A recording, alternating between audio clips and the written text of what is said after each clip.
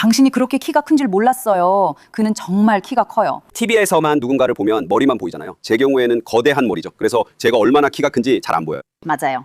이거 마가 공화당 프로그램 맞죠? 미디어 팀이 그렇게 말했어요. 알겠어요? 좋아요. 한번 알아봅시다. 알리사, 첫 번째 질문 부탁드립니다. 네, 부통령님. 함께해 주셔서 감사합니다. 부통령님은 강한 추진력으로 취임하셨지만 부통령님과 대통령님을 지지하는 제 친구와 가족들은 항상 경제에 대해 묻습니다. 인플레이션은 높고 임금은 낮으며 휘발유 가격은 이제 조금씩 내려갑니다. 이란과의 합의 소식도 있습니다. 곧 여쭤보겠습니다. 첫날부터 비용 절감을 믿고 지지해 주신 유권자분들께 11월까지 만족하실 수 있도록 어떻게 말씀드릴 수 있을까요? 결국 모든 것은 유권자에게 달려 있습니다. 유권자는 자신이 뽑은 대표에게 많은 것을 기대할 권리가 있습니다. 저희가 여러 과제를 안고 선출된 것도 압니다. 그중 하나가 국경 폐쇄였고 이 부분은 기대 이상으로 잘했다고 생각합니다. 두 번째는 물가를 낮추는 것이었고 이 부분은 아직 할 일이 많습니다. 최근 중동에서 일어난 일들로 더욱 그렇습니다. 하지만 말씀하신 대로 배럴당 120달러였던 석유가 이제 80달러대로 내려왔습니다. 이는 연료, 식료품, 에너지 가격 하락에 반영될 것입니다. 저는 제철소 노동자였던 할아버지 밑에서 자랐지만 그 일자리와 공장들은 사라졌습니다. 저를 고무시키는 것은 여러분이 우리나라에 많은 자본 투자가 들어오는 것을 보고 있다는 점입니다. 공장 건설로 건설업 일자리가 늘고 제조업 일자리도 회복 중이지만 아직 과제가 많습니다. 저는 우리가 앞으로 나아가고 있다고 생각합니다. 하지만 결국 우리는 11월 유권자들에게 우리의 주장을 전달할 것입니다. 그리고 그들이 우리가 잘했는지 아닌지 결정할 것입니다. 그게 바로 그들이 투표하는 방식입니다. 알겠습니다. 트럼프 대통령은 생활비 문제를 허구라고 불렀습니다. 그 말을 한 건 제가 아니라 트럼프 대통령입니다. 그는 자신의 연회장과 연못에 엄청난 돈을 쏟아붓고 있어요. 그리고 제가 부르는 트럼프 아치도 잊지 마세요. 그리고 백악관에서의 KG 매치도요. 이 모든 것들이요. 왜 그는 이렇게 하는 걸까요? 모두가 미국인들이 힘들어하고 있다는 걸 아는데 왜 그렇게 많은 돈을 쓰는 거죠? 이 부분에 대해서는 대통령을 변호해야겠네요. 그가 말한 것은 공화당이 생활비 문제를 일으킨다는 생각이 허구라는 것이었습니다. 저는 그게 사실이라고 생각해요. 바이든 정부로 돌아가 보면 바이든 정부 시절에 인플레이션이 9까지 올랐어요. 지금은 3.5%죠. 물론 여전히 너무 높습니다. 우리는 인플레이션을 많은 이들이 원하는 2.5%로 낮추기 위해 노력하고 있습니다. 하지만 생활비 문제를 물려받았습니다. 우리는 개선을 위해 노력 중이며 시간이 필요합니다. 아직 할 일이 많지만 대통령은 많은 미국인들이 어려움을 겪는 것을 알고 있습니다. 사실 그는 이에 대해 선거운동을 했고 이에 대해 이야기했으며 우리는 몇 가지 조치를 취했고 이에 대해 좋은 진전을 이뤘습니다. 그가 지금 인플레이션을 사랑한다고 말했나요? 그가 뭐라고 했나요, 하나? 그가 말한 것은 이 전쟁이 끝나면 인플레이션이 줄어들 것이라는 사실을 좋아한다는 것이었습니다. 그게 다예요. 그게 그가 한 말이에요. 그게 직접 해석이 아닌가요? 아니면 당신이 그의 부통령인가요? 가시죠. 자, 대통령이 뭐라고 했는지 봐요. 사람들이 인플레이션과 생활비에 대해 물었고 그건 정말 현실적인 문제입니다. 그리고 그는 이렇게 말했어요. 나는 인플레이션이 좋아. 왜냐하면 전쟁이 끝나면 인플레이션이 떨어질 거니까. 그리고 다시 한번 우리는 이미 휘발유 가격을 보고 있습니다. 오늘 갤런당 4달러 6센트는 여전히 비싸지만 몇 주 전보다 훨씬 낮습니다. 그러니까 다시 말하지만 우리가 해야 할 일이 정말 많습니다. 하지만 저는 우리가 할 수 있는 최선을 다하고 있다고 생각합니다. 우리는 계속해서 이 문제를 해결하기 위해 노력할 것이고 다시 한번 미국 국민이 그 판단을 내릴 것입니다. 저는 우리가 이것을 바탕으로 선거운동을 할 수 있는 매우 설득력 있는 논거를 가지고 있다고 생각합니다. 그렇지 않습니까? 우리는 많은 새로운 투자를 유치했고 미국 국민에게 장기적으로 중요한 이익을 가져다줄 공장들을 짓고 있습니다. 조이스, 제조업 일자리를 보면 정말 많이 늘고 있습니다. 건설업 일자리도 조금 더 좋아지고 있습니다. 그러니까 공장을 짓기 위한 건설업 일자리가 생기고 그 다음에는 제조업 노동자들이 다시 일자리를 얻게 되는 겁니다. 이것은 임금 상승에도 영향을 줍니다. 저는 지금 임금이 2020년과 2022년에 비해 훨씬 더 빠르게 오르고 있다는 점이 매우 자랑스럽습니다. 좋은 일이지만 다시 경제적 부담을 겪고 있습니다. 휘발유 가격이 너무 높아요. 웹맷은 여전히 너무 비쌉니다. 임대료는 12개월간 안정적이거나 하락했습니다. 이에 따라 회복이나 진전 신호도 보입니다. 제 생각에는 그리고 여러분이 동의하지 않는다는 걸 알지만 우리는 엉망진창인 상황을 물려받았고 지금 고치고 있습니다. 하지만 때로는 고치는 데 시간이 걸립니다, 써니. 알겠습니다. 부통령님, 뉴욕타임즈는 당신이 F스타인 파일 공개를 주도했다고 보도했습니다. 저희는 이에 박수를 보냅니다. 그리고 당신은 전략회의에서 상황실에서 법무부를 포함한 고위 당국자들에게 경고했습니다. 저희는 회의 녹음이 존재하며 지지층에 큰 문제가 된 것을 알고 있습니다. 보고서에 따르면 당신은 터커 칼슨이 길레인 맥스웰을 인터뷰해 대통령 명예 회복을 제안했지만 그룹 내에서 거절당했습니다. 왜 그렇습니까? 우선 무엇보다도 어떤 신문이든 우파든 좌파든 여러분이 읽는 모든 것을 믿지 말라고 말씀드리고 싶습니다. 왜냐하면 아시다시피 진실도 있고 거짓도 있고 맥락이 없는 것도 있기 때문입니다. 네, 그게 제가 드릴 말씀입니다. 저는 에프스타인 사건에 대해 약간 음모론자입니다. 기사에서는 몇몇 사람이 저를 그렇게 불렀고 에프스타인 사건의 비서실장이라고 합니다. 저를 음모론자라고 불렀어요. 저는 수지를 좋아하지만 그녀는 아마 저를 에프스타인 음모론자로 볼 거예요.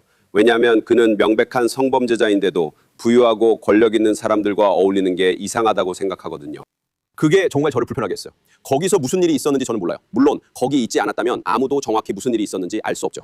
하지만 그게 저를 많이 불편하게 했고 저는 완전한 투명성을 원했어요. 백악관이 이에 헌신하지 않았다는 생각에는 동의하지 않아요. 몇몇 결정이 내려질 때 제가 그 자리에 있었다는 점을 기억해 주세요. 앱스타인 파일 투명성 법안이 대통령 서명을 받아 이 파일들과 이메일이 공개됐어요.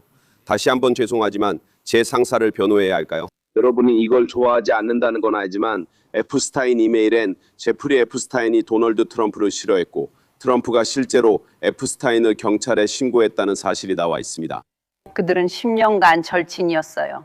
그리고 그는 그 투명성 법안에 강요받아 서명했어요.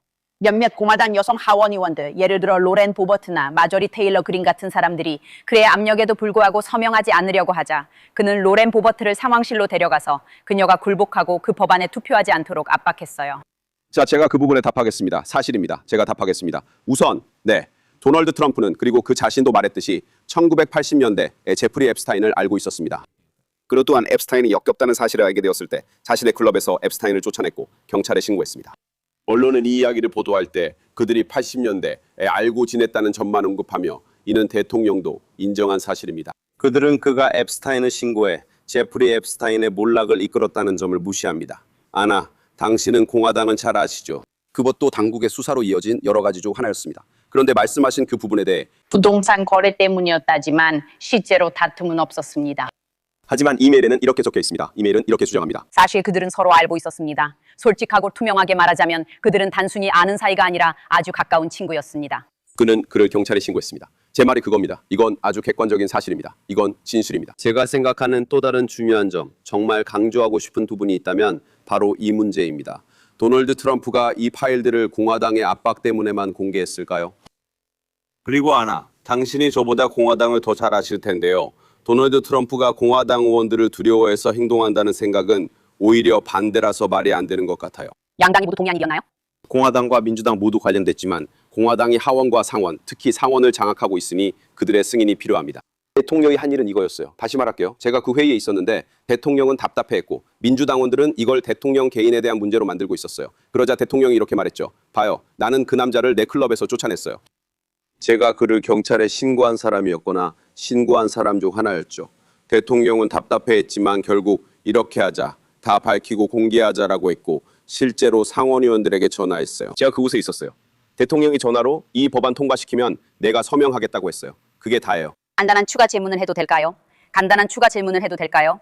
네, 당신은 기록에 책임져야 할 남성들이 있을 거라고 믿었던 것 같아요. 그리고 그건 당연한 일이죠. 미국 국민들도 그 점에서 당신과 함께하고 있어요. 그런데 왜 우리는 당신과 함께하지 않는 걸까요? 저희가 공개한 게 600만 개 파일이나 페이지였던 것 같은데 제 생각엔 250만 개였던 것 같습니다. 써니, 이건 확인해 볼게요. 제가 알기로 대부분이 이미 공개된 자료의 중복본입니다. 숨기는 건 아닙니다. 저희는 아무것도 숨기고 있지 않습니다. 그런 자료들도 일부 있습니다. 법원이 공개하라고 결정해야 하는 경우도 있습니다. 그게 저희가 겪었던 일 중 하나였습니다. 당신이 말하는 건 상황실에서의 회의들입니다. 뉴욕 남부지구나 아니면 다른 관할구역에 아주 많은 파일이 있었던 걸로 압니다. 우리는 이렇게 말했습니다. 파일을 공개하고 싶지만 법원 승인 없이는 불가능합니다. 가끔 요청해도 법원이 거절했습니다. 그래서 그 문서들에 관해서 당신이 정확히 어떤 문서들을 말하는 건지 알아야 합니다. 350만 개의 문서가 공개되었고 제가 알기로는 250만 개는 공개되지 않았습니다. 그것들이 소송 문서일 수도 있습니다. 그녀의 셋째 커미니언에서 당신은 자신의 변화에 대해 쓰고 있습니다. 신앙에 대한 개인적인 변화, 즉 복음주의자에서 무신론자로 그리고 다시 가톨릭으로 개종한 이야기를 담고 있습니다. 그리고 당신은 트럼프에 대한 자신의 변화도 비슷하게 묘사합니다. 처음에는 그를 미국의 히틀러라고 불렀다가 나중에는 미국의 최고의 희망이라고 부르게 된 것이죠. 이제 당신이 책에서 썼듯이 한때 야망을 추구했다고 인정했지만 지금은 신앙이 당신을 다시 우선순위로 이끌었다고 말하는 사람으로서 저는 어느 정도 당신의 2016년부터 제 마음에 남아있던 말을 직접 사용해야 할 것 같아요. 물론이죠. 기독교인 여러분, 우리가 이 남자에 대해 사과할 때 모두가 보고 있습니다.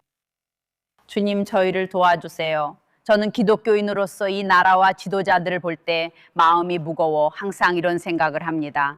이것은 제 아이들에게도 설명해야 하고 우리가 키우는 젊은이들이 우리의 가장 큰 특권이자 책임이라는 점에 모두 공감합니다.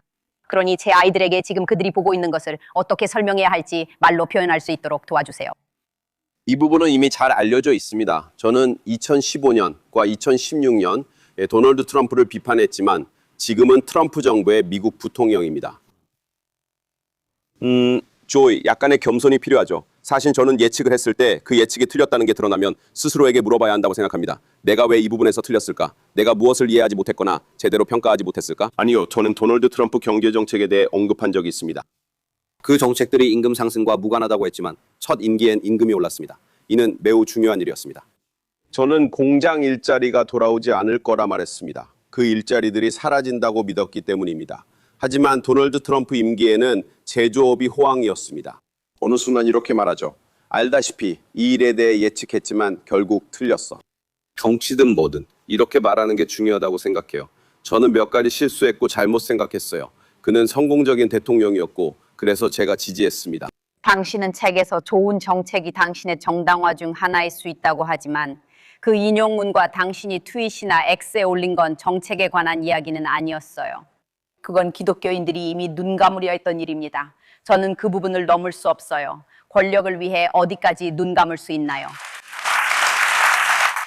도널드 트럼프에 대해 제가 과소평가한 점 중 하나는 그에 대해 사람들이 말한 많은 것들이 실제로는 진실이 아니었다는 점입니다. 다시 한번 당신은 겸손에 대해 이야기하네요. 좋아요. 그래서 저는 도널드 트럼프를 봅니다. 저는 영상을 보거나 아니면 영상이 아니라 그가 한 말에 대한 기사를 봅니다. 그리고 저는 그것을 곧이곧대로 받아들였어요. 예를 들어 트럼프의 첫 임기 중 가장 논란이 된 발언을 돌아봅시다. 첫 선거운동에서 제가 실수한 건 기사들을 믿었기 때문입니다. 도널드 트럼프가 모든 멕시코인을 강간범이라 했다는 기사가 있었지만 그는 실제로 그렇게 말하지 않았습니다. 실제로 그는 뭐라고 했을까요? 그가 한 말은 남미의 일부 국가들, 중미 국가들이 범죄자들을 우리나라로 보내고 있다는 것이었습니다. 멕시코도 그 중 하나였죠. 그것은 객관적으로 사실이었습니다. 그러니까 이건 기독교인에 관한 문제가 아닙니다. 피델 카스트로는 1980년에 마리엘 엑소더스 때 똑같이 했습니다. 정말 많은 기자들이 있었어요. 당신이 예전에 일했고 제 동료였던 CNN을 포함해서요. 그들은 그 증거를 찾으려고 했죠. 마두로가 피델 카스트로가 실제로 했던 것처럼 정신병원이나 감옥에서 사람들을 풀어줬다는 증거는 없습니다. 그건 지어낸 이야기예요. 우리는 그걸 반박하지 않고 받아들일 수는 없죠. 일부가 감옥에서 풀려나 미국에 오도록 독려받은 거랍니다. 그렇지 않았어요. 마리엘의 사건도 아니었습니다, 부통령님. 의도적으로 풀어준 것도 감옥이나 정신병원을 열고 사람들을 플로리다로 보낸 것도 아니었습니다. 마이애미에서 열릴 거라는 건 알고 있어요. 그래요. 당신이 간다면 마리엘레 사건과는 달라도 22년과 23년 캐러밴을 보면 그런 일이 자금, 때로는 정부 지원도 받았다는 걸 압니다. 저는 당신이 지원을 어떻게 정의하는지 모르겠지만 자기 나라 정부에 감금된 사람들이 우리나라에 들어오도록 독려받는 건 문제라고 생각해요. 부통령님, 한 가지만 더 여쭤봐도 될까요? 이 책에서 이민에 대해 많이 언급하셨죠.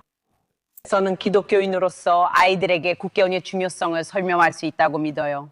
법과 자원에 대해서도 이해합니다. 하지만 집에서 끌려가거나 범죄자가 아닌데 부당하게 데려가는 모습을 보면 설명하기 훨씬 어렵습니다. 맞아요. 부모로서 누군가를 벌레나 쓰레기라 부를 때, 또 학교에서 예전에 그런 행동을 했던 사람들을 가르칠 때 설명이 더 복잡해져요. 하지만 그건 다르죠. 부모로서 그리고 기독교인으로서 두 가지를 모두 말하는 건 정말 어려워요. 그리고 당신도 책에서 그 이야기를 하셨잖아요. 그 부분에 대해 말씀하셨죠. 그 책에서 그 싸움과 내적 갈등을 말씀하셨죠. 그리고 당신은 아무도 비인간적으로 대하지 않으면서도 엄격한 이민 정책을 지지하게 되는 도덕적 양보에 대해서도 말씀하셨죠. 하지만 들어보세요. 50명 이상의 사람들이 ICER의 부금하에서 사망했습니다. 그리고 6,200명에 달하는 수천 명의 아이들이 딜리 부금센터 같은 곳에 수용되고 있습니다.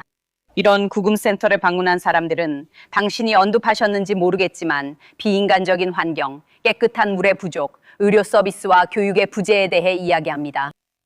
저는 당신께 기독교인으로서 그리고 아버지로서 아이들이 수용되고 있는 이 구금센터들을 방문하시고 그 환경이 우리가 이 나라에서 지키고자 하는 가치에 부합하는지 확인해 주시길 부탁드립니다. 그러니까 여러분이 저에게 많은 질문을 던지셨고 지금 30초밖에 남지 않은 것 같습니다. 하지만 먼저 말씀드리자면 계속하세요. 저는 이 주제가 매우 중요하다고 생각해서 다시 언급하고 싶었습니다. 우리는 법을 준수하는 것과 아무도 비인간적으로 대하지 않는 것 사이에서 분명한 균형을 찾아야 합니다. 그것이 바로 균형입니다. 보안부대에 대해 말씀드리자면 경찰의 활동은 본질적으로 결코 아름다운 과정이 아닙니다. 특히 때때로 폭력적인 사람이나 체포에 저항하는 사람들을 상대할 때는 더욱 그렇습니다. 언론은 일부 인물을 평화롭고 법을 어긴 적 없다고 보도했습니다. 하지만 그들의 기록을 살펴보면 실제로는 폭력적이었거나 범죄 전력이 있었고 심지어 성범죄 전력도 있었다는 것을 알게 됩니다. 징집으로 인한 유죄 판결도 범죄 전력에 해당합니다. RCA가 집과 가족에게서 떼어내는 사람들 대부분은 그렇게 가족이 갈라지고 아이들은 미끼처럼 이용되고 있습니다. 대부분은 범죄자가 아닙니다. 제가 대답해도 될까요? 이것만 말씀드릴게요. 당신은 아이들에 대해 말하고 있군요. 제가 말씀드리고 싶은 건 이겁니다. 지난 행정부 동안 수만 명의 아이들이 카르텔에 의해 성적으로 인신매매당했고 매우 위험하고 착취적인 환경에서 우리나라로 끌려왔다는 사실을 우리는 알고 있습니다. 이번 행정부에 대해 이야기해 봅시다. 하지만 여기서 중요한 점은 국경을 단속하지 않으면 이런 행위를 조장하게 된다는 것입니다. 당신은 정치적 편향을 가진 한 사람의 보도를 근거로 우리의 이민 정책이 비인도적이라고 생각합니다. 제가 말하는 건 카르텔이 국경을 통해 인신매매와 성착취를 하도록 방치하는 게 비인도적이라는 점입니다. 당신은 빈곤한 지역 출신이에요? 물론이죠. 사람들이 얼마나 힘들게 살아왔는지 당신은 잘 알고 있잖아요. 두 가지 말씀드릴게요. 당신은 자신의 가톨릭 신앙에 대해 자주 이야기하지만 가톨릭 신앙은 우리가 이민자들을 받아들이고 아무것도 없거나 정말 힘든 시기를 보내고 있는 사람들을 환영해야 한다고 말합니다. 왜죠? 두 가지를 어떻게 정당화하시나요? 먼저 몇 가지 말씀드릴게요, 루피. 이 책은 지금 이걸 보고 당신이 상상하는 것보다 훨씬 덜 정치적입니다. 우리는 지금 이슈들에 대해 이야기하고 있기 때문입니다. 사실 책의 95%는 정치에 관한 것이 아닙니다. 제가 부통령이기 때문에 정치에 대해 어느 정도 써야 하긴 하지만 당신의 질문에 답하고 싶어요. 그러니까 근본적으로 이민 단속이 무엇인지 생각해보면 이민 단속은 법 집행입니다. 즉, 누군가가 법을 위반한 것이죠. 법 집행관이 나타나 법을 집행해야 합니다. 이제 본질적으로 때로는 이 과정이 항상 아름답게만 진행되지는 않을 것입니다. 이런 상황을 영상으로 촬영하거나 누군가를 폭력범죄든 비폭력범죄든 체포하는 경우에도 때로는 그 과정이 항상 아름답지만은 않습니다. 그렇죠? 제가 말하고 싶은 것은 가톨릭 신앙이 실제로 제 생각에는 여기서 올바른 균형을 잘 찾는 것 같다는 겁니다. 그렇죠? 그녀는 기독교 신앙이 그리고 제 생각에는 이것이 개신교든 가톨릭이든 모두 해당된다고 봅니다. 여러분이 경계를 가질 수 있게 해준다고 말합니다. 여러분은 국경을 단속할 수 있습니다. 이것이 법 집행의 일부지만 항상 조심하고 주의해야 합니다. 그리고 다시 알다시피 그녀의 주장은 기본적으로 이렇습니다. 우피, 당신은 우리가 올바른 균형을 찾지 못했다고 말하고 있군요. 저는 우리가 이것을 어떻게 적용하는지에 대해 당신과 의견이 다르지만 아무도 적어도 바라건대 국경이 있을 수 없다고 말하는 사람은 없을 겁니다. 제가 말하는 것은 우리가 정말로 법을 집행하려면 폭력범죄를 저지르지 않은 이상 누구도 추방할 수 없다고 기준을 정해서는 안 된다는 겁니다. 법은 모두에게 똑같이 적용되어야 합니다. 아니요. 제가 질문을 하게 해주세요. 손을 들 필요는 없습니다. 제가 후속 질문을 하게 해주세요. 네, 저는 있습니다. 왜냐하면 당신이 말하고 있었으니까요. 당신이 사람들에 대해 이야기하고 있었으니까요. 흑인들이 이 행정부에 대해 정확히 무엇을 했길래 이 행정부가 결국 유색인종을 낙인 찍게 된 건가요? 그리고 당신도 그게 얼마나 어려운 일인지 아주 잘 알고 있잖아요. 당신 가족도 유색인종이잖아요. 물론이죠. 그러니까 예를 들어 에메틸에 관한 자료가 삭제되는 것 같은 걸 보면요. 혹은 흑인 영웅들에 대한 모든 종류의 정보가 삭제되는 걸 볼 때요. 그게 당신에게는 어떻게 들리나요? 정확히 무슨 얘기를 하는 거죠, 우피? 방금 아니 당신이 모르는 게 뭔지 알고 싶어요. 뭐라고요? 진심으로 당신에게 묻는 거예요. 그러니까 많은 박물관에서 보면 알다시피 정말 많아요. 저는 그냥 그들이 이 나라에서 실제로 일어났던 진짜 역사를 지우고 있는 걸 지켜보고 있어요. 노예제도는 실제로 있었어요. 별 일이 다 있었죠. 그리고 알다시피 이 정부는 이런 것들을 아주 쉽게 없애버렸고 또 미국의 꿈을 이루기 위해 너무나 열심히 일한 흑인들을 폄하하기도 했어요. 어떻게 하면 그러니까 더 나아질 수 있을까요? 놔둬. 그러니까 써니, 그건 정말 유용한 지적이었어. 왜냐하면 네가 말하는 그 이야기는 알다시피 정부가 피부색 때문에 사람들의 인명을 막고 있다는 그런 이야기인 것 같거든. 나도 그걸 봤어. 나는 공공장소에서 흑인 역사가 지워지는 것에 대해 말하는 거야. 흑인 선거구가 해체되고 있어. 우리 내부에서 흑인 지도자들이 소외되고 있어. 유색인종 미국인들은 이 비전에 포함될까? 우리는 그렇게 느끼지 않는다. 내 생각에는 내 비전에서만 그런 것 같아. 그리고 괜찮으시다면 말씀드리자면 작년 10월 이후로 이 나라에 입국이 허가된 난민은 6명 정도밖에 없었어요. 3명 빼고 모두 남아프리카 공화국 출신 백인이었어요. 무엇보다도 저는 그 숫자에 대해 꽤 회의적입니다. 왜냐하면 미국에는 다양한 형태의 이민이 있기 때문이죠. 하지만 일단 UUP에 대한 부분만 말씀드리겠습니다. 당신이 질문했는데 믿기 어려우실 수 있지만 저는 우리 정치연합에 모두가 환영받는다고 생각합니다. 솔직히 말해서 당신이 우리에게 투표하지 않았더라도 미국 시민이라면 누구나 우리나라에 환영받습니다. 우리는 여기 있을 법적 의무와 권리 그리고 책임이 있죠. 그런데 제가 이 점에 대해 예를 하나 들어볼게요. 알겠죠? 그러니까 당신이 우리가 소수자에 반대한다고 했잖아요. 저는 그런 말 안 했어요. 그냥 물어봤을 뿐이에요. 보이시죠? 알겠어요. 괜찮아요. 맞아요. 저한테 시비 걸지 말고 곤란하게 하지 마세요. 그러지 마세요. 저한테 시비 걸지 마세요. 하지만 제가 당신의 질문을 잘못 이해했어요. 하지만 진짜로 당신의 질문에 답변해 드릴게요. 제가 말하는 건 워싱턴 DC를 보세요. 민주당 성향이 가장 강한 곳 중 하나이고 비율로 봤을 때 흑인 인구가 가장 많은 곳 중 하나입니다. 미국에서 흑인 인구가 많은 도시들은 폭력 범죄, 성폭행, 살인 사건이 크게 감소했습니다. 우리는 범죄 문제를 진지하게 다루려고 노력했습니다. 부분적으로는 흑인이든 백인이든 부자든 가난하든 모두가 안전한 동네에서 살 자격이 있다고 믿기 때문입니다. 왜 범죄일까요? 범죄가 정확히 어디에 해당되는 걸까요? 이건 그들의 일자리와는 관련이 없죠. 맞나요? 이건 권리에 관한 것입니다. 당신이 말하는 건 우리가 경제와 흑인들을 위해 더 많은 일을 해야 한다는 건가요? 역사가 지워지고 있어요.